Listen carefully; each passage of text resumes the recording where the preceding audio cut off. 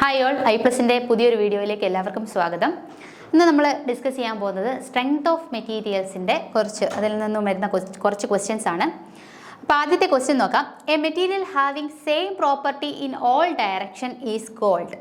Option A homologous, option B isotropic, option C homogeneous, option D elastic. അതായത് ഇവിടെ പറഞ്ഞേക്കുന്നത് എന്താണ്?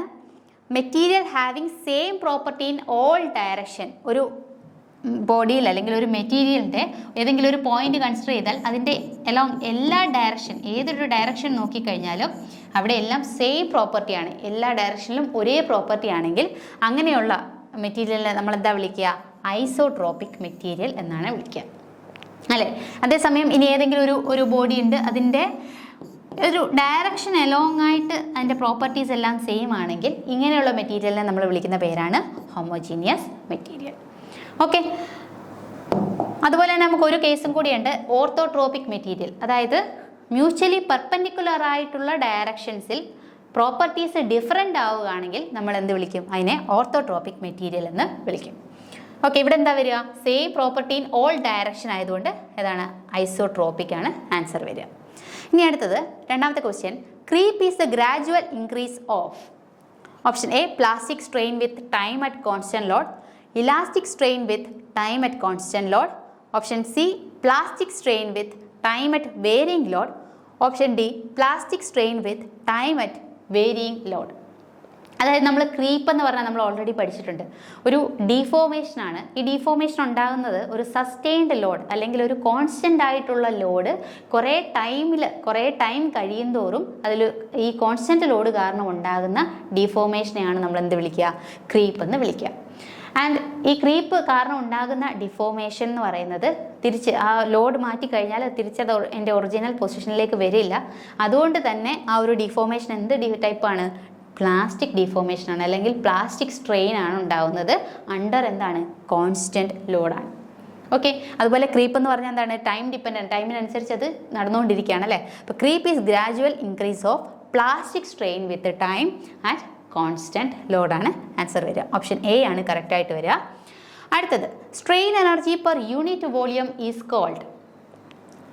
Strain energy per unit volume is called. Option A resilience, option B proof resilience, option C bulk resilience, option D none of these. അപ്പോൾ ഇതിലെ answer എന്താണ് വരിക? എന്താണ് strain energy എന്ന് പറഞ്ഞാൽ?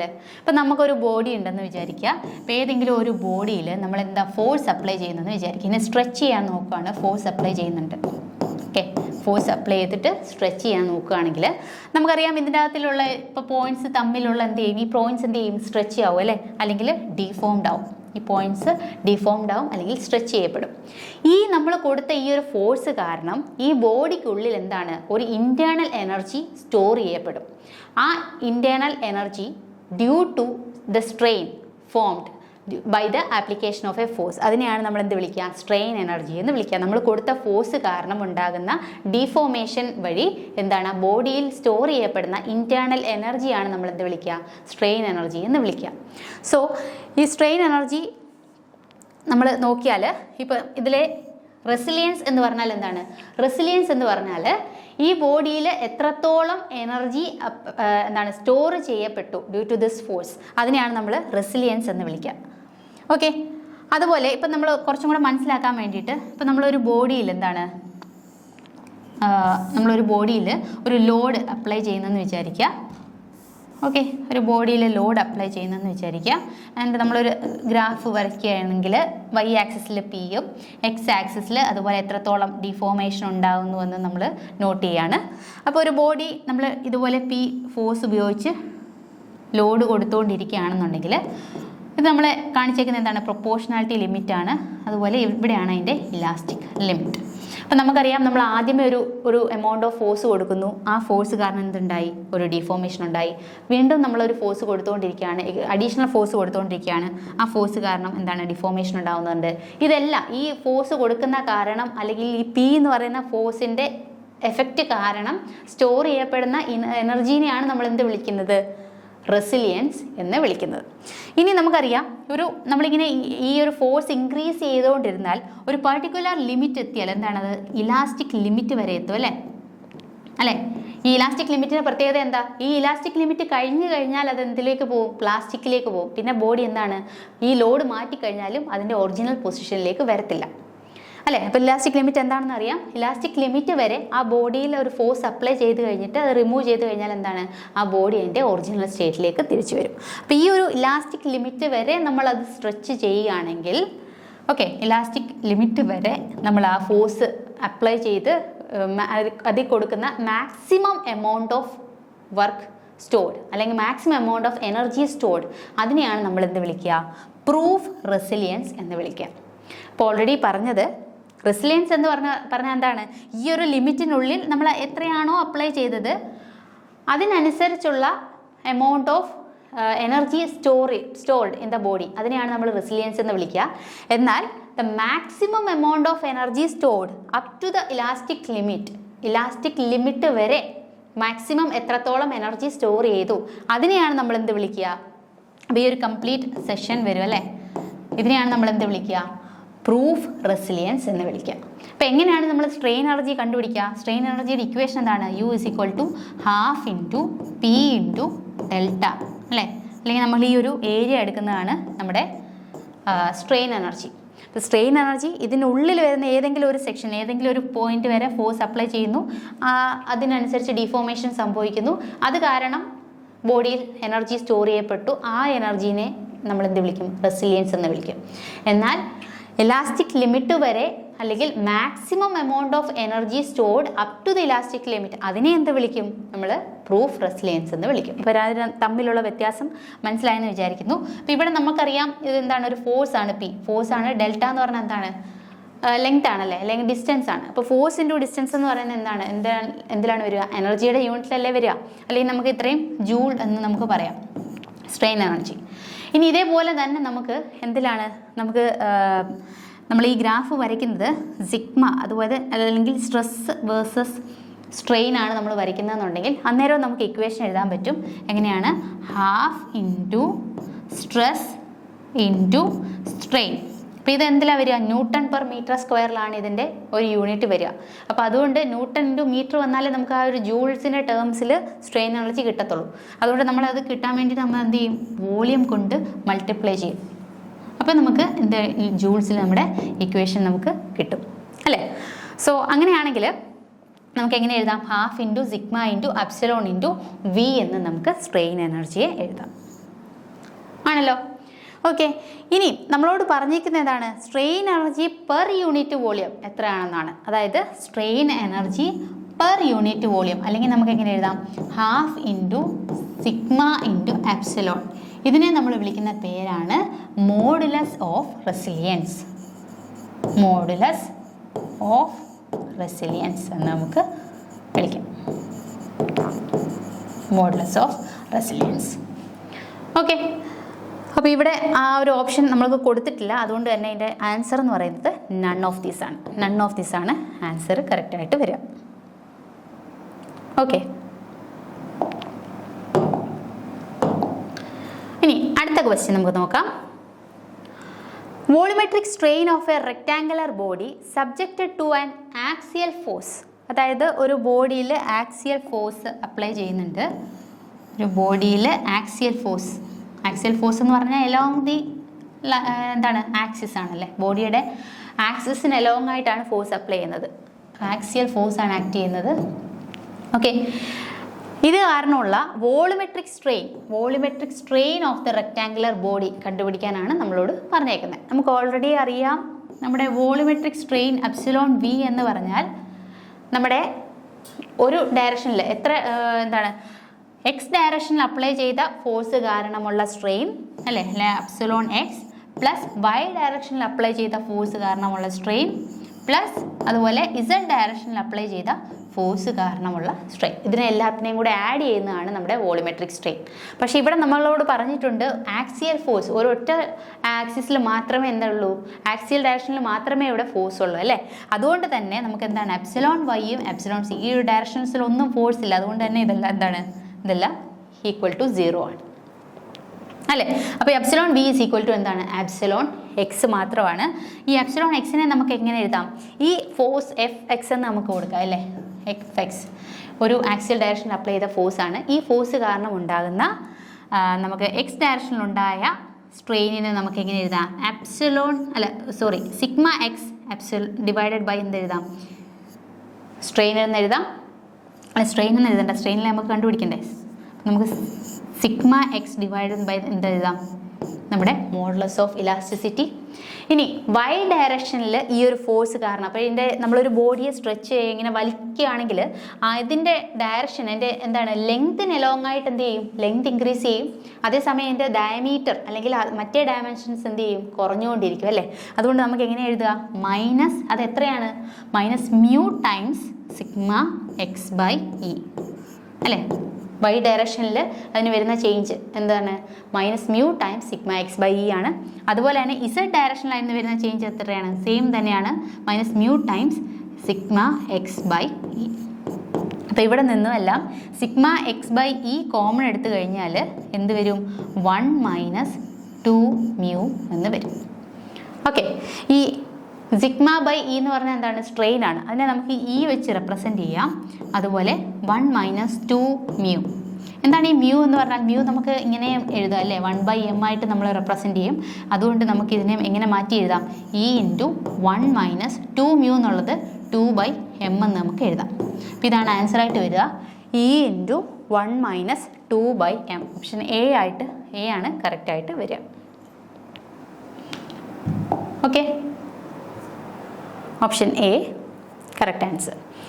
So അടുത്ത question, if a uniform bar is supported at one end in a vertical direction and loaded at the bottom end by an equal load equal to the weight of the bar, then the strain energy as compared to that due to self weight will be. അപ്പോൾ ഇവിടെ പറഞ്ഞേക്കുന്നത് എന്താണ്? ഒരു uniform bar ഉണ്ട്, അതായത് uniform ഡയമെൻഷനുള്ള ഒരു bar ഉണ്ട്. Is supported at one end in A vertical direction. അപ്പോൾ ഇതൊരു ബാർ വരയ്ക്കുകയാണ്. സപ്പോർട്ടഡ് അറ്റ് വൺ എൻഡ് ആണല്ലേ, ഇത് ഒരു എൻഡിൽ നമ്മൾ സപ്പോർട്ട് ചെയ്തിട്ടുണ്ട്. അതുപോലെ and loaded at the bottom end by a load equal to the weight of the bar. അപ്പോൾ ഈ ഒരു ബാറിൻ്റെ വെയിറ്റ് ഞാൻ W ആയിട്ട് എടുക്കുകയാണെന്നുണ്ടെങ്കിൽ ഇവിടെ പറഞ്ഞിരിക്കുന്നത് ഈ ഒരു ബാർ ലോഡ് ചെയ്തിട്ടുണ്ട് എവിടെയാണ്? ബോട്ടം എൻഡിൽ ഈ ഒരു വെയിറ്റ് കൊടുത്തിട്ടുണ്ട്. ആ കൊടുത്ത ലോഡെന്ന് പറഞ്ഞാൽ എത്രയാണ്? Equal to the weight of the bar. ഈ ബാറിൻ്റെ വെയിറ്റിനോട് ഈക്വൽ ആയിട്ടുള്ള ഒരു വെയിറ്റ് നമ്മൾ കൊടുത്തിട്ടുണ്ട്.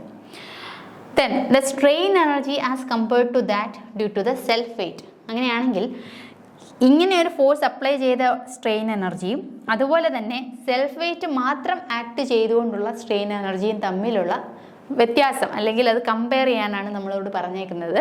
അപ്പം നമുക്ക് ഓൾറെഡി അറിയാമല്ലോ. അപ്പോൾ ഇങ്ങനെ ഒരു ഫോഴ്സ് ഇങ്ങനെ ഹാങ് ചെയ്തിട്ടുണ്ട്. അതുപോലെ തന്നെ ഇതിൻ്റെ വെയിറ്റ് W ആക്ട് ചെയ്യുന്നുണ്ട്. വെയിറ്റിനോട് ഈക്വൽ ആയിട്ടുള്ള ഒരു ലോഡും താഴെ ആക്ട് ചെയ്യുന്നുണ്ടെങ്കിൽ നമ്മൾ ഈ കേസിൽ നമ്മൾ ഇതിൻ്റെ സെൽഫ് വെയിറ്റ് നമ്മൾ നെഗ്ലക്റ്റ് ചെയ്യാം. സെൽഫ് വെയിറ്റ് നമ്മൾ നെഗ്ലക്റ്റ് ചെയ്ത് കഴിഞ്ഞാൽ നമുക്കറിയാം ഈ ഒരു വെയിറ്റ് കാരണം ഇവിടെ എന്തുണ്ടാവുന്നുണ്ട്? ഒരു ഇലോങ്ങേഷൻ ഉണ്ടാവുന്നുണ്ട് അല്ലേ. ഈ ഒരു വെയിറ്റ് കാരണം ഒരു ബോഡിക്കൊരു ഇലോങ്ങേഷൻ ഉണ്ടാവുന്നുണ്ട്. ആ ഇലോങ്ങേഷൻ്റെ ഇക്വേഷൻ നമുക്കറിയാം, ഡെൽറ്റ ഇസ് ഈക്വൽ ടു എത്രയാണോ വെയിറ്റ് W. ഏത് വെയിറ്റ് കൊണ്ട് കാരണമാണ് ഇലോങ്ങേഷൻ ഉണ്ടാകുന്നത്? W എന്ന് പറയുന്ന വെയിറ്റ് കാരണമാണ് ഇലോങ്ങേഷൻ ഉണ്ടാകുന്നത്. അപ്പോൾ W ഇൻറ്റു എത്രയാണ് ഈ ഒരു ബാറിൻ്റെ ലെങ്ത്, ഞാൻ എല്ലായിട്ട് എടുക്കുകയാണ്. ഈ ബാറിൻ്റെ ലെങ്ത് എല്ലാണ്. അതുപോലെ എത്രത്തോളം ഡീഫോർമേഷൻ ഉണ്ടാകുന്നുണ്ട്, ആ ഡീഫോർമേഷനെ ഞാൻ ഡെൽറ്റ ആയിട്ട് എടുക്കുകയാണ് അല്ലേ. അപ്പം weight into length divided by ഇതിൻ്റെ ഈ ഒരു വെയിറ്റിൻ്റെ അല്ലെങ്കിൽ ഈ ഒരു ബോഡിയുടെ ഏരിയ ഓഫ് ക്രോസ് സെക്ഷൻ ഞാൻ A ആയിട്ട് എടുക്കുകയാണെന്നുണ്ടെങ്കിൽ delta is equal to WL by AE എന്നാണ് വരിക. E എന്ന് പറഞ്ഞാൽ എന്താണ്? അതിൻ്റെ മോഡുലസ് ഓഫ് ഇലാസ്റ്റിസിറ്റി ആണ് വരിക. അതുപോലെ തന്നെ ഇതിൻ്റെ സ്ട്രെയിൻ എനർജി നമുക്ക് എങ്ങനെ എഴുതാം? Strain energy is half into load എന്ന് പറഞ്ഞാൽ എത്രയായിരുന്നു? ഇവിടെ W ഇൻറ്റു ഡെൽറ്റ ആണ് വരിക അല്ലേ. Half into W into delta ആണ് ഇവിടെ വരിക. ഇനി നമ്മളോട് പറഞ്ഞേക്കുന്നത് നമ്മുടെ സ്ട്രെയിൻ എനർജി, ഇനി മറ്റൊരു കേസ് നമ്മൾ എടുക്കുകയാണ്. ഈ കേസിൽ അതിൻ്റെ പ്രത്യേകത എന്താണ്? സെൽഫ് വെയിറ്റ് മാത്രമേ ആക്ട് ചെയ്യുന്നുള്ളൂ. ഇപ്പോൾ സെൽഫ് വെയിറ്റ് മാത്രമേ ആക്ട് ചെയ്യുന്നുള്ളെങ്കിൽ നമ്മൾ ആ കേസിൽ ഈ ബോഡി ഇങ്ങനെ ഒന്ന് വരച്ചു നോക്കാം. ഇതാണ് നമ്മുടെ ബോഡി. ഈ ബോഡിയിൽ വെയിറ്റ് ആക്ട് ചെയ്യുന്നുണ്ടല്ലേ. അപ്പോൾ വെയിറ്റ് ഇവിടെ എലോങ് എന്താണ് സെൻറ്റർ ഓഫ് ഗ്രാവിറ്റിയിലൂടെയാണ് നമ്മൾ വെയിറ്റ് ആക്ട് ചെയ്യുക. വെയിറ്റ് അതുപോലെ ഇതിൻ്റെ സെൽഫ് വെയിറ്റ് കാരണം എന്താണ്, ഇവിടെ ഒരു ഇലോങ്ങേഷൻ സംഭവിക്കുന്നുണ്ട്. ഈ സെൽഫ് വെയിറ്റ് കാരണം ഒരു ഇലോങ്ങേഷൻ സംഭവിക്കുന്നുണ്ട്. അതിനെ നമുക്ക് വേണമെങ്കിൽ ഡെൽറ്റ ആയിട്ട് റെപ്രസെൻറ്റ് ചെയ്യാം. ബാറിൻ്റെ ലെങ്ത് ഒക്കെ സെയിം തന്നെയാണ്. എല്ലാണ് എൻ്റെ length, area of cross section എയും, അതുപോലെ മോഡുലസ് ഓഫ് ഇലാസ്റ്റിസിറ്റി ഇയുമാണ്. അപ്പം ഇങ്ങനെ സെൽഫ് വെയിറ്റ് കാരണമാണ് അവിടെ ഒരു ഡിഫോർമേഷൻ സംഭവിക്കുന്നതെങ്കിൽ നമുക്കറിയാം ഡെൽറ്റ എൽ എന്ന് പറഞ്ഞാൽ എത്രയായിരുന്നു, നമുക്ക് ഈ ഒരു വെയിറ്റ് ഇവിടെ ആക്ട് ചെയ്യുന്നതെന്ന് പറഞ്ഞാൽ എത്രയാണ്, ഇത്രയും പോർഷൻ്റെ വെയിറ്റ് ആണ് ആക്ച്വലി ഇവിടെ ആക്ട് ചെയ്യുന്നത് അല്ലേ. ഈ ഒരു പോയിന്റിൽ ഇലോങ്ങേഷൻ സംഭവിക്കും. നമ്മൾ ഈ ഒരു സെഷനാണ് കൺസിഡർ ചെയ്യുന്നതെന്നുണ്ടെങ്കിൽ ഇതിന് താഴെയുള്ള അത്രയും ബോഡിയുടെ അത്രയും പാർട്ടിൻ്റെ വെയിറ്റ് ആണ് ആ ഒരു പോയിന്റിലൂടെ ആക്ട് ചെയ്യുക അല്ലേ. അപ്പോൾ അങ്ങനെയാണെങ്കിൽ ഈ ഒരു പോർഷന് ഇലോങ്ങേഷൻ സംഭവിക്കുന്ന എത്രയാണ്, ഇത്രയും പോർഷൻ്റെ വെയിറ്റ് ആണ്. അതെന്താണ് W/2 ഇൻറ്റു W നേരത്തെ W എടുത്തെടുത്ത് എന്ത് എടുക്കണം, ഇപ്പം W/2 എടുക്കണം അല്ലേ. ഓക്കെ, W/2 ഇൻറ്റു L/AE എന്ന് വരും. ഇപ്പോൾ സ്ട്രെയിൻ എനർജിയുടെ ഇക്വേഷൻ സെയിം തന്നെയാണ്. U = ½ into W into delta. അപ്പോൾ ഈ രണ്ടും തമ്മിലൊന്ന് കമ്പയർ ചെയ്ത് കഴിഞ്ഞാൽ എന്താണ്, ഒരിടത്ത് W വന്നത് മറ്റേടത്ത് എന്താണ് W/2 ആണ്. അപ്പോൾ അതുകൊണ്ട് തന്നെ നമ്മുടെ സ്ട്രെയിൻ എനർജി രണ്ടും തമ്മിൽ ഒന്ന് കമ്പയർ ചെയ്ത് നോക്കിക്കഴിഞ്ഞാൽ ഇനീഷ്യലി നമ്മൾ W എന്ന് പറയുന്ന വെയിറ്റ് അപ്ലൈ ചെയ്യുകയാണെങ്കിൽ അവിടെ വന്ന സ്ട്രെയിൻ എനർജി എത്രയായിരുന്നു, അവിടെ വന്ന സ്ട്രെയിൻ എനർജി ഞാൻ U1 ആയിട്ട് എടുക്കുകയാണ്. രണ്ടാമത്തെ കേസിൽ സെൽഫ് വെയിറ്റ് മാത്രമുള്ള സ്ട്രെയിൻ എനർജി U ആയിട്ട് എടുക്കുകയാണെങ്കിൽ ഇത് തമ്മിൽ കമ്പയർ ചെയ്താൽ എങ്ങനെയാണ് വരിക, ആദ്യത്തെ കേസിൽ ½ ഇൻറ്റു W ഇൻറ്റു ഡെൽറ്റ എന്ന് പറഞ്ഞാൽ എത്രയാണ് വന്നേ WL/AE. രണ്ടാമത്തെ കേസിലും ½ ഇൻറ്റു വെയിറ്റ് ഇൻറ്റു ഡെൽറ്റ എങ്ങനെയാണ് വന്നേ W/2 ഇൻറ്റു L/AE. അപ്പോൾ ഇത് രണ്ടും കൂടി ഒന്ന് കമ്പയർ ചെയ്താൽ നമുക്ക് എങ്ങനെയാണ് വരിക, U1/U2 എത്രയാണ് വരിക, 2 ടൈംസ് അല്ലേ വരിക. അപ്പോൾ ഇവിടെ എത്രയാ, ട്വൈസ് എന്നാണ് ആൻസർ വരിക. ഓക്കെ, ട്വൈസ് ആണ് ആൻസർ വരിക. ഓക്കെ, അടുത്ത ക്വസ്റ്റ്യൻ നോക്കാം. A tapered bar diameters of n sections R D1 and D2 and a bar of uniform cross section D has the same length and are subjected to same axial pull. Both the bars will have same extension if D is equal to. ഇവിടെ പറയുന്നത് എന്താണ്, ഒരു tapered bar ഉണ്ടെന്ന് വിചാരിക്കുക. അതിൻ്റെ diameter എന്താണ്, end സെഷൻസിൻ്റെ ഡയമീറ്ററാണ് D1 ഉം D2 ആയിട്ട് തന്നേക്കുന്നത്. അപ്പോൾ ഒരു ടേപ്പേർഡ് ബാർ എന്ന് പറഞ്ഞാൽ അതിൻ്റെ ഡയമീറ്റർ നമുക്ക് എങ്ങനെ വരയ്ക്കാം, ഇതുപോലെ ഒരു ടേപ്പേർഡ് ബാറാണ്. ഇതിൻ്റെ എൻഡ് സെക്ഷനിലെ ഡയമീറ്ററാണ് തന്നേക്കുന്നത് D1 ഉം D2 ഉം. Okay, and A bar of uniform cross section എത്രയാണ് D. മറ്റൊരു ബാറുണ്ട്, ആ ബാറിന് എന്താണ് പ്രത്യേകത, യൂണിഫോം ഡയമീറ്റർ ആണ്. ത്രൂ ഔട്ട് ദ സെഷൻ അതിൻ്റെ ഡയമീറ്റർ എന്ന് പറഞ്ഞാൽ എത്രയാണ്, D ആണ് അല്ലേ. ആൻഡ് ഹാസ് സെയിം ലെങ്ത്, ഈ രണ്ട് ബാറിൻ്റെയും ലെങ്ത് എന്ന് പറയുന്നത് എത്രയായിരിക്കും, സെയിം തന്നെയാണ്, ലെങ്ത് L ആണ്. And are subjected to the axial pull, same axial pull. ഇതിൻ്റെ അകത്തിൽ രണ്ടിലും ആക്ട് ചെയ്യുന്ന ഫോഴ്സും സെയിം ആണ്, രണ്ടിലും സെയിം ഫോഴ്സ് ആണ് ആക്ട് ചെയ്യുന്നത്, സെയിം പുള്ളാണ് ആക്ട് ചെയ്യുന്നത്. സോ അങ്ങനെയാണെങ്കിൽ both the bars will have same extension. ഈ രണ്ട് ബാറിലും ഒരേ എക്സ്റ്റൻഷൻ സംഭവിക്കുന്നത്, അല്ലെ ഒരേ ഡീഫോർമേഷൻ ആണ് സംഭവിക്കുന്നത്. ഇഫ് ഡി എത്രയാണെങ്കിലാണ് ഈ രണ്ട് ബാറിലും ഒരേ രീതിയിൽ ഡീഫോർമേഷൻ സംഭവിക്കുന്നത് എന്നാണ് ക്വസ്റ്റ്യൻ. നമുക്കറിയാം ഒരു ബാറിൻ്റെ കേസിൽ നമ്മുടെ ഡീഫോർമേഷൻ ഡെൽറ്റ എങ്ങനെയാണ് നമ്മൾ എഴുതുക, force into length divided by area into E എന്നല്ലേ, അല്ലേ. രണ്ട് കേസിലും അത് തന്നെയാണ് വരിക. അപ്പോൾ ഈ കേസിൽ ആദ്യത്തെ കേസിലാണെന്നുണ്ടെങ്കിൽ നമ്മുടെ ഏരിയ എന്ത് വരും, ഇതിൻ്റെ ഏരിയ എന്താണ്, ടേപ്പേർഡ് എൻഡാണ്. ഒരു സെഷനിൽ D1 ഉം ഒരു സെഷനിൽ D2 ആണ്. അപ്പോൾ അതിൻ്റെ ഏരിയ എന്ന് പറയുന്നത് എന്താണ്, area equal to pi D1 D2 divided by 4 അല്ലേ. ഇനി ഒരു യൂണിഫോം ബാർ ആണെന്നുണ്ടെങ്കിൽ അതിൻ്റെ ഡയമീറ്റർ അല്ലെങ്കിൽ അതിൻ്റെ ഏരിയ എടുക്കുകയാണെങ്കിൽ എത്രയാണ് വരിക, area equal to pi D²/4, pi D²/4 വരും. ഇതിൻ്റെ ലെങ്ത് സെയിം ആണ്, ആക്ട് ചെയ്യുന്ന ആക്സിയൽ പുൾ സെയിം ആണ്, മോഡുലസ് ഓഫ് ഇലാസ്റ്റിസിറ്റി സെയിം ആണ്, ബാക്കി എല്ലാം സെയിം ആണ്. അപ്പോൾ ഇത് കമ്പയർ ചെയ്ത് കഴിഞ്ഞാൽ ഇതിൻ്റെ ഏരിയ മാത്രം ഒന്ന് കമ്പയർ ചെയ്താൽ മതി അല്ലേ. അപ്പോൾ ഇതിൻ്റെ രണ്ടിൻ്റെയും കൂടെ എന്താണ് നമ്മളിതിൻ്റെ ഡെൽറ്റ ഒന്ന് ഈക്വേറ്റ് ചെയ്താൽ നമുക്ക് എന്ത് ചെയ്യണം, രണ്ട് ബാർസിനും സെയിം എക്സ്റ്റൻഷൻ ആയിരിക്കണം. അതായത് Δ1 = Δ2 ആയിരിക്കണം.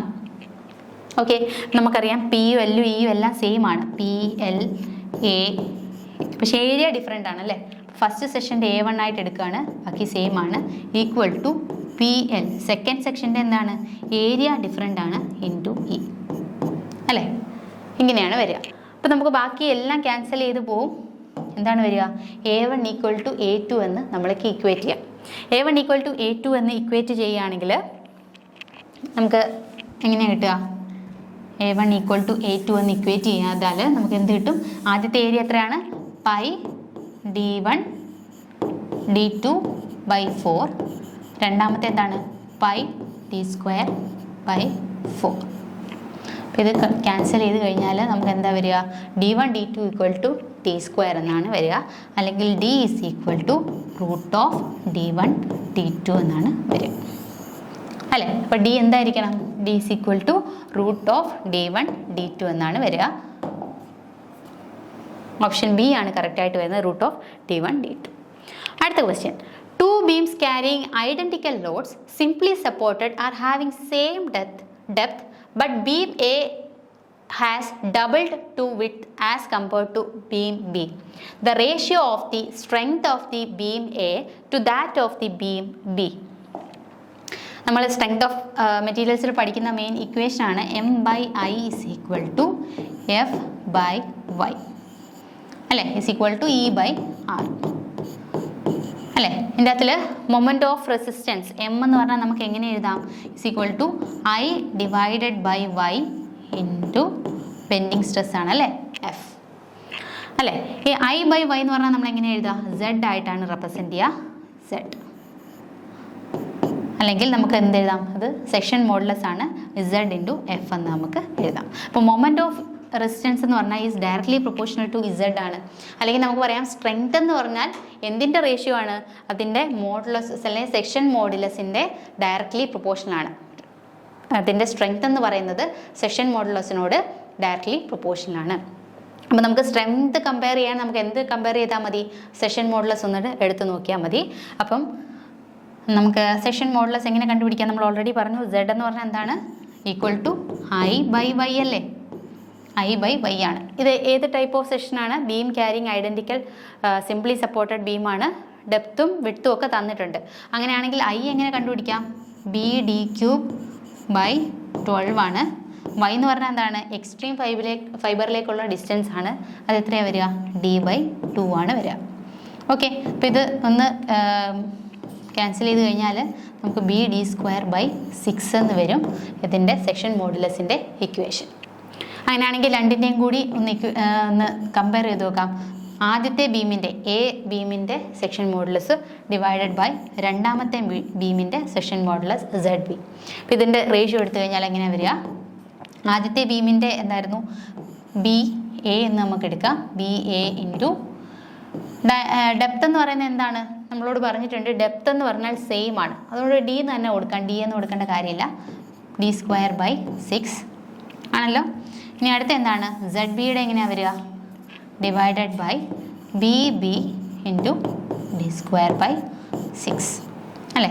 ബാക്കി എല്ലാം ക്യാൻസൽ ചെയ്ത് പോവും. ഇത് എന്തിൻ്റെ റേഷ്യോ ആയിട്ട് മാത്രമായിട്ട് വരും, PA/DB ആണ് അല്ലേ. എന്താണ് ഇനി BBയും തമ്മിലുള്ള റിലേഷൻ എന്താ പറഞ്ഞേക്കുന്നത്, beam A has doubled the width as compared to the beam B. B എന്ന് പറയുന്ന ബീമിൻ്റെ വിഡ്ത്തിൻ്റെ ഡബിൾ ആണ് A എന്ന് പറയുന്ന ബീമിൻ്റെ വിഡ്ത്ത്. അതായത് BA ഈസ് 2 times BB, അങ്ങനെയല്ലേ പറഞ്ഞേക്കുന്നത്. അപ്പോൾ BA എന്ന് പറഞ്ഞാൽ എത്രയാണ്, 2 times BB ആണ്, ഡിവൈഡഡ് ബൈ BB എന്ന് പറയും. അല്ലെങ്കിൽ നമുക്ക് എന്ത് പറയാം, സെഷൻ മോഡുലസ് കമ്പയർ ചെയ്താൽ എയുടെയും ബിയുടെയും കൂടെ സെഷൻ മോഡുലസ് കമ്പയർ ചെയ്താൽ നമുക്ക് എത്രയാണ് വരിക, 2 times ആണ് വരിക, അല്ലെങ്കിൽ ട്വൈസ് ആണ് വരിക. ഇവിടെ ആൻസർ എത്രയാണ്, ഓപ്ഷൻ C ആണ് വരിക, 2 times. ഓക്കെ, അടുത്ത ക്വസ്റ്റ്യൻ നോക്കാം. A beam of length L is pinned at both ends and is subjected to a concentrated bending couple of moment M at it centre. The maximum bending moment in the beam is. അപ്പോൾ ഇവിടെ നമുക്കൊരു beam ഉണ്ടല്ലേ, ഈ beam പിൻഡാണ്, രണ്ട് എൻസിലും പിൻഡാണ് അല്ലേ, പിൻഡാണെന്ന് പറഞ്ഞിട്ടുണ്ട്. ഈ ബീമിൻ്റെ ലെങ്ത്തും തന്നിട്ടുണ്ട് L. നമുക്കൊരു ബീമുണ്ട്, ഇതിൻ്റെ രണ്ട് എൻഡും പിൻഡാണ്. ഓക്കെ, ഇതിൻ്റെ ലെങ്ത് തന്നിട്ടുണ്ട് L and is subjected to a concentrated bending couple of moment M. അല്ലേ, ഇവിടെ ഒരു മൊമെൻറ്റ് ആക്ട് ചെയ്യുന്നുണ്ട്, ആ മൊമെൻറ്റ് നമുക്ക് M ആയിട്ട് തന്നിട്ടുണ്ട്. ഇത് എവിടെ ആക്ട് ചെയ്യുക? ഇതിൻ്റെ സെൻട്രലാണ് ആക്ട് ചെയ്യുക, അല്ലെങ്കിൽ നമുക്ക് C എന്ന് എടുക്കാം. ഇത് A ആണ്, ഇത് B ആണെങ്കിൽ സെൻട്രൽ ഒരു മൊമെൻറ്റ് ആക്ട് ചെയ്യുന്നുണ്ട്. The maximum bending moment in the beam, ഈ ബീമിലെ മാക്സിമം ബെൻഡിങ് മൊമെൻറ്റ് എത്രയാണെന്നാണ് ക്വസ്റ്റ്യൻ. നമുക്ക് ഇവിടുത്തെ റിയാക്ഷൻ ഫോഴ്സസ് നമുക്കൊന്ന് കൺസിഡർ ചെയ്യാൻ നമുക്കറിയാമായിരിക്കും അല്ലേ. RAയും RBയും നിങ്ങൾ നോക്കിക്കഴിഞ്ഞാൽ ഏതെങ്കിലും ഒരു പോയിന്റിന് എബൌട്ടായിട്ട് നമ്മൾ മൊമെൻറ്റ് കൺസിഡർ ചെയ്താൽ എങ്ങനെയാണ്? RB into L is equal to M into M എന്ന് വരില്ലേ? RB എന്ന് പറഞ്ഞാൽ എത്രയാണ്? RB into L is equal to M into എന്താണ്? M എന്ന് വരും അല്ലേ. അപ്പോൾ RB എന്താണ്? M/L എന്ന് വരില്ലേ? അതുപോലെ തന്നെ നിങ്ങൾക്ക് ഓൾറെഡി ഇതിൻ്റെ റിലേഷൻ കണ്ടുപിടിക്കാൻ അറിയാമായിരിക്കും അല്ലേ. അപ്പോൾ RB എന്ന് പറഞ്ഞാൽ എന്ത് വരും? M/L വരും. RA എന്ന് പറഞ്ഞാൽ എത്രയായിരിക്കും വരിക? നേരെ തിരിച്ചൊന്ന് എടുത്ത് നോക്കിയാൽ മതി, -M/L എന്ന് വരും അല്ലേ. നമുക്ക് വേണേൽ ഈ ഒരു മൈനസ് ആയതുകൊണ്ട് തന്നെ ഇത് വേണേൽ നമുക്ക് തിരിച്ചു കൊടുക്കാം. ഓക്കെ, -M/L എന്ന് വരും. ഇനി നമ്മളോട് കണ്ടുപിടിക്കാൻ ചോദിച്ചിരിക്കുന്നത് ഇതിൻ്റെ മാക്സിമം ബെൻഡിങ് മൊമെൻ്റ് ആണ്. അപ്പോൾ ഇങ്ങനൊരു ഫിഗർ ചോദിച്ചാൽ നിങ്ങൾക്ക് ഇതിൻ്റെ ഷിയർ ഫോഴ്സ് ഡയഗ്രാം ഒന്ന് വരയ്ക്കാൻ അറിയാമോ? ഷിയർ ഫോഴ്സ് ഡയഗ്രാമത്തിൽ നമ്മൾ നോക്കിയാൽ, ഒരു സെക്ഷനിൽ നോക്കിയാൽ ഇവിടെ വരുന്ന ഫോഴ്സ് എത്രയായിരിക്കും? M/L ആയിരിക്കില്ലേ. ത്രൂ ഔട്ട് ദ ലെങ്ത്തിൻ്റെ റിയാക്ഷൻ വരിക എത്രയായിരിക്കും? ഷിയർ ഫോഴ്സ് എത്രയാണ് വരിക? M/L ആയിരിക്കും വരിക. ഇനി ഇതിൻ്റെ ബെൻഡിങ് മൊമെൻറ്റ് നമ്മൾ നോക്കിയാൽ, ബെൻഡിങ് മൊമെൻറ്റ് വരയ്ക്കാൻ നോക്കിയാൽ ഇത് പോയിൻറ്റ് B ആണ്, ഇത് പോയിൻറ്റ് A ആണ്, ഇത് പോയിൻറ്റ് C ആണ്. നമ്മൾ എത്രയാണ് വരിക? ഇവിടുത്തെ ആദ്യത്തെ ഈ ഒരു സെഷനിലെ ഫോഴ്സ് നോക്കിയാൽ RB is equal to M/L ആണല്ലേ. അപ്പോൾ ഇതിൻ്റെ about this point, about the centre നമ്മൾ നോക്കിയാൽ ഇവിടെ എത്രയാണ് മൊമെൻറ്റ് വരിക? RB ഇൻറ്റു എത്ര ഡിസ്റ്റൻസ് വരും? L/2 വരും. ഇത് L/2 ആണ്, ഇത് L/2 ആണ്. RB ഇൻറ്റു L/2 എന്നല്ലേ വരിക മൊമെൻറ്റ്. ഓക്കെ, അത് എന്ത് ടൈപ്പ് ഓഫ് മൊമെൻ്റ് ആണ്? സാഗിങ് മൊമെൻ്റ് ആണ്. സാഗിങ് മൊമെൻറ്റ് നമ്മൾ എന്തായിട്ട് എടുക്കുക? പോസിറ്റീവായിട്ടാണ് എടുക്കുക അല്ലേ. അപ്പോൾ എത്രയാണ് വരിക? M/2 ആണ് വരിക. ഇത് പോസിറ്റീവായിട്ടാണ് വരിക. ഇനി ലെഫ്റ്റ് സൈഡ് നോക്കിയാൽ എങ്ങനെയാണ് വരിക? താഴേക്കാണ് ഫോഴ്സ് ആക്ട് ചെയ്യുന്നത്. അതുപോലെ തന്നെ എബൌട്ട് ദിസ് പോയിന്റ് നമ്മൾ മൊമെൻറ്റ് കൺസിഡർ ചെയ്താൽ എങ്ങനെ വരും? RA ഇൻറ്റു L/2 എന്ന് വരില്ലേ. RA എത്രയാണ്? M/L ആണ്, ഇൻറ്റു L/2 എന്ന് വരും. അപ്പോൾ ഇത് എന്ത് ടൈപ്പ് ഓഫ് മൊമെൻ്റ് ആണ്? നിങ്ങൾ നോക്കിക്കഴിഞ്ഞാൽ ഹോഗിങ് മൊമെൻ്റ് ആണ് അല്ലേ. ഹോഗിങ് മൊമെൻറ്റ് നമ്മൾ എങ്ങനെ എടുക്കുക? നെഗറ്റീവായിട്ടാണ് എടുക്കുക. സോ നമുക്ക് എങ്ങനെ വരും? ഈ ഒരു ഡയറക്ഷനിൽ നമുക്ക് നെഗറ്റീവായിട്ട് എടുക്കാം. ഇവിടെ എത്രയാണ് മൊമെൻറ്റ് വരിക? M/2 എന്ന് വരും. സോ എന്താണ് ഈ ത്രൂ ഔട്ട് ദ സെഷൻ നോക്കിക്കഴിഞ്ഞാൽ ഇവിടെ വരുന്ന മാക്സിമം ബെൻഡിങ് മൊമെൻറ്റ് എത്രയാണ്? M/2 ആണ് അല്ലേ. M/2 ആണ് ത്രൂ ഔട്ട് ദ സെഷൻ നോക്കിക്കഴിഞ്ഞാൽ മാക്സിമം വരാവുന്ന ബെൻഡിങ് മൊമെൻറ്റ്. അപ്പോൾ ഇവിടെ വരുന്ന maximum bending moment in the beam എത്രയാണ്? M/2. ഓപ്ഷൻ B ആണ് കറക്റ്റായിട്ട് വരിക, M/2. ഓക്കെ, അടുത്ത question. The number of members in a perfect frame having J number of joints is equal to, നമ്മൾ ഓൾറെഡി പഠിച്ച കാര്യം തന്നെയാണ്. എന്താ നമ്മുടെ equation? M is equal to 2J - 3. ഇങ്ങനെയല്ലേ വരിക? M എന്ന് പറഞ്ഞാൽ നമ്പർ ഓഫ് മെമ്പർ ഫോഴ്സസ് ആണ്, J എന്ന് പറഞ്ഞാൽ എത്രയാണ്? നമ്പർ ഓഫ് മെമ്പേഴ്സ് ആണ്, J എന്ന് പറഞ്ഞാൽ എത്രയാണ്? ജോയിൻ്റ് ആണ് അല്ലേ. അപ്പോൾ ഇത് ഈക്വൽ ചെയ്താൽ ഇതെന്താണ്? പെർഫെക്റ്റ് ഫ്രെയിം ആണ്. അപ്പോൾ M എന്ന് പറഞ്ഞാൽ എന്തിനോട് ഈക്വൽ ആയിരിക്കും? 2J - 3 ഈക്വൽ ആയിരിക്കും. ഓപ്ഷൻ C ആണ് കറക്റ്റായിട്ട് വരിക. ഓക്കെ, അടുത്ത question. The maximum shear stress produced in a rectangular beam of width 200 mm and depth 300 mm is subjected to a shear force of 200 kN. അപ്പോൾ ഇവിടെ നമ്മളോട് ചോദിച്ചേക്കുന്നത് എത്രയാണ്? എന്താണ്? മാക്സിമം ഷിയർ ഫോഴ്സ് ആണ് ചോദിച്ചേക്കുന്നത്. അപ്പോൾ എന്തിൻ്റെയാണ്? ഒരു റെക്ടാങ്കുലർ ബീമിൻ്റെ മാക്സിമം ഷിയർ ഫോഴ്സ് ആണ് ചോദിച്ചേക്കുന്നത്. ബീമിൻ്റെ dimensions തന്നിട്ടുണ്ട്. വിഡ്ത്ത് എത്രയാണ്? 200 mm, അതുപോലെ ഡെപ്ത് എന്ന് പറഞ്ഞാൽ 300 mm. അപ്പോൾ ഒരു ബീമിൻ്റെ നമ്മൾ ഓൾറെഡി പഠിച്ചതാണ്, റെക്ടാങ്കുലർ ബീമിൻ്റെ മാക്സിമം ഷിയർ ഫോഴ്സ് കണ്ടുപിടിക്കാൻ നമ്മൾ എന്ത് ചെയ്താൽ മതി? 3/2 അല്ലെങ്കിൽ 1.5 ഇൻറ്റു ടോ ആവറേജ് എടുത്താൽ മതി അല്ലേ. ടോ ആവറേജ് എന്ന് പറഞ്ഞാൽ ആവറേജ് ഷിയർ ഫോഴ്സ്. അപ്പോൾ ആവറേജ് ഷിയർ ഫോഴ്സ് എന്ന് പറഞ്ഞാൽ എന്തായിരിക്കും? അല്ലെങ്കിൽ ആവറേജ് ഷിയർ സ്ട്രെസ് ആണ് കേട്ടോ. ടൗ എന്ന് പറഞ്ഞാൽ ഷിയർ സ്ട്രെസ് ആണ്. സ്ട്രെസ് എന്ന് പറഞ്ഞാൽ എന്താണ്? ഫോഴ്സ് ഡിവൈഡഡ് ബൈ ഏരിയ ആണ് അല്ലേ. Force, shear force divided by area ആണ്. ആണല്ലോ. ഇവിടെ നമുക്ക് ഷിയർ ഫോഴ്സും തന്നിട്ടുണ്ട്, അതുപോലെ തന്നെ ഈ ബീമിൻ്റെ ഡയമെൻഷൻസും തന്നിട്ടുണ്ട്. അങ്ങനെയാണെങ്കിൽ നമുക്ക് എങ്ങനെ എഴുതാം? Tau max is equal to 3/2 into 200 kilo newton ആണ് ക്വസ്റ്റ്യനിൽ തന്നേക്കുന്നത്. ഇവിടെ ഓപ്ഷൻസ് എല്ലാം വരുന്നത് ന്യൂട്ടണിലാണ്. അതുകൊണ്ട് നമുക്ക് വേണമെങ്കിൽ ഇതിനെ 1000 കൊണ്ട് മൾട്ടിപ്ലൈ ചെയ്യാം കേട്ടോ. 1000 ഡിവൈഡഡ് ബൈ എത്രയാണ് ഇതിൻ്റെ ഏരിയ അല്ലേ? ഏരിയ എന്ന് പറഞ്ഞാൽ എത്ര വരും? റെക്റ്റാങ്കുലർ ക്രോസ് സെക്ഷൻ ആണ്. 200ഉം 300ഉം ആണ് അതിൻ്റെ ഏരിയ ക്രോസ് സെക്ഷൻ വരിക. 300. ഓക്കെ, നമുക്കിത് ചെയ്ത് നോക്കിയാൽ ക്യാൻസലായി പോവും. ഇവിടെ 100 ക്യാൻസലായി പോവും, 3യും 3യും ക്യാൻസലായി പോവും. പിന്നെ എന്ത് മാത്രമേ ഉള്ളൂ? 10 ഡിവൈഡഡ് ബൈ 2 എന്ന് വരും അല്ലേ? അല്ലെങ്കിൽ നമുക്ക് എങ്ങനെ പറയാം? 5 ന്യൂട്ടൺ പെർ ഏരിയ എന്തിലായിരുന്നു? MM-ലായിരുന്നു. ന്യൂട്ടൺ പെർ MM² എന്ന് വരും. സോ ആൻസർ ഇവിടെ എത്രയാണ് വരിക? 5 ന്യൂട്ടൺ പെർ MM². ഓപ്ഷൻ ഏതാണ് വരിക കറക്റ്റായിട്ട് വരിക? ഓപ്ഷൻ സി ആണ് കറക്റ്റായിട്ട് വരുന്ന ആൻസർ. ഓക്കെ, ഇനി അടുത്തൊരു ക്വസ്റ്റ്യൻ നോക്കാം. If the bulk modulus of a material is twice of its modulus of rigidity, then the Poisson ratio of the material. ഇവിടെ നമ്മളോടൊരു മെറ്റീരിയൽ തന്നിട്ടുണ്ട്. അതിൻ്റെ പ്രത്യേകത എന്താണ്? Bulk modulus of A material is twice the modulus of rigidity. Bulk modulus എന്ന് പറഞ്ഞാൽ എത്രയാണ്? എന്താണ്? K വെച്ചിട്ടാണ് നമ്മൾ റെപ്രസെൻറ്റ് ചെയ്യുക അല്ലേ? ഇതെന്ന് പറയുന്നത് എത്രയാണ്? 2 ടൈംസ് മോഡുലസ് ഓഫ് റിജിഡിറ്റി ആണ് എന്ന് നമുക്ക് തന്നിട്ടുണ്ട്. അങ്ങനെയാണെങ്കിൽ then the Poisson ratio of the material, Poisson ratio എത്രയാണ്? mu. Poisson ratio എത്രയാണെന്നാണ് ക്വസ്റ്റ്യൻ ചോദിച്ചേക്കുന്നത്. നമുക്ക് 2 ബേസിക് ഇക്വേഷൻസ് അറിയാം. ഏതൊക്കെയാണ്? E is equal to 3k into 1 minus 2 mu. അതുപോലെ തന്നെ E is equal to 2g into 1 plus mu. ഈ 2 ഇക്വേഷൻസും കൂടി ഒന്ന് ഇക്വേറ്റ് ചെയ്ത് നോക്കാം. എന്ത് വരും? 2g is equal to 2g എന്നല്ല, നമുക്ക് ഈ 2 റൈറ്റ് ഹാൻഡ് സൈഡ് രണ്ടും കൂടെ ഒന്ന് ഇക്വേറ്റ് ചെയ്താൽ എത്ര വരും? 3k into 1 minus 2 mu is equal to 2g into 1 plus mu എന്ന് വരും അല്ലേ? അപ്പോൾ ഈ ഒരു തന്നിരിക്കുന്ന കണ്ടീഷൻ നമുക്ക് ഈ ഒരു ഇക്വേഷനിലോട്ടൊന്ന് അപ്ലൈ ചെയ്ത് നോക്കാം. കെയ്ക്ക് പകരം നമുക്ക് എന്ത് കൊടുക്കാം? 2g എന്ന് കൊടുക്കാം. അപ്പോൾ ഇവിടെ എത്ര വരും? 3 ഇൻറ്റു 2g എന്ന് വരും അല്ലേ?